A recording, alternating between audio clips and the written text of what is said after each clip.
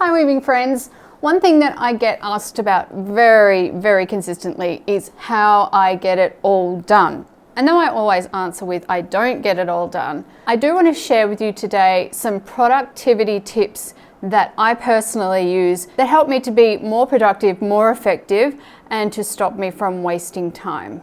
The first thing I do, or rather don't do, in order to be more productive is I don't watch television. Now I know that this is not for everybody, but we got rid of our television roughly 20 years ago now and have not missed it for 1 second. I think it was one of the best decisions we ever made because it means that our children have grown up without television and they don't have that distraction, they don't have that input, and they don't waste time sitting around watching shows that they don't really want to watch anyway. Now I know there are plenty of people who will put the TV on and then do something productive while they're watching, and that's fine. I tend to do that if we're watching a family movie in the evening after the work day is done, then I will often be crocheting, knitting, or weaving something while we're watching the movie. But I also know that a lot of people put the television on as a kind of background noise or as a bit of company. And for me, that would just be the biggest distraction. I think I'd probably get roped into watching things that weren't actually beneficial for me. And so for me, a TV-free life is a very good thing. The second thing that I don't do, and I feel would be a waste of time for me, is quite similar to the first one, but in a different category, and that is video games. And although we have a video game console, a couple of video game consoles, that our kids have used a little bit over the years, they're not all that interested either. I think the problem with video games for me is I've found in the past when I have played them that they are such a time sap that I might have sat down to play a game for half an hour with one of the kids and then all of a sudden it's dinner time and I haven't cooked a single thing. It seemed like whenever I sat down to play a video game, I was in some kind of time warp that I just suddenly snapped out of, and then it'd be stress because I'd realize how much time had passed and I hadn't actually done anything productive. And I guess that's my main issue with video games is they feel like such a waste of time because they're not teaching me anything. I don't feel like I'm really furthering myself in any way. And I know that a lot of people will use it for rest and relaxation, and I'm a big advocate for rest and relaxation. But what I see as someone who I guess is a bit of an outsider to the whole thing because I don't play them myself, and especially with young people, I see them spending so much time and wasting like entire days and kind of building their lives around these games that are not actually reality.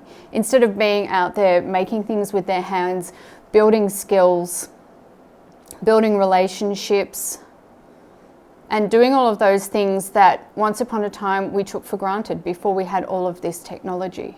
I think a lot of the games also, they have a way of hooking people in so that they end up playing them even though they're not really enjoying it anymore. And of course that is a big issue. The third thing that I do in order to get more done is, and I'm actually doing it right now, and that is multitasking. Right now I'm threading up my floor loom for my next project, and it's just a plain weave project. So the threading is very simple, just shafts 1 and 2, 1 and 2 over and over. And so I find that I can do other things while I'm threading. For example, I might be listening to a podcast. I might be having a conversation with someone. Right now I'm having a conversation with you. But often if you see me throughout the day, I will be doing more than one task at a time. And it feels very natural for me to do that. And often when you work with your hands, you can be using your mind for something else at the same time. And that way you certainly get more out of your time because you're completing more than one task. The fourth way to be more effective with your time is to prioritize. And this really just takes a little bit of thinking out your day before it actually happens, maybe even the day before it happens, the night before it happens, or on the morning that it's going to happen. Whatever the case, to have some sort of loose plan of what you want to achieve for the day. And if things don't go according to plan, that's okay, they often don't. But at least you have some sort of goals to aim for, and you're more likely to get those things done because you have that kind of focus, rather than just kind of floating around for the day and going from task to task, but without really thinking about it. Prioritizing also helps to keep your stress levels down because you're getting the most important things done first, and then the rest can come after that. The fifth thing I do is to enlist help. Oh, this is so important. It's so easy to feel like you have to do everything yourself and no one's going to be able to get it done the way you can. But if you have that mentality, you are really digging yourself a hole, because it's too hard and too much for the average person to get everything done by themselves. And even just for your mental health, to know that you are not alone in what you're doing and there are others who can help you.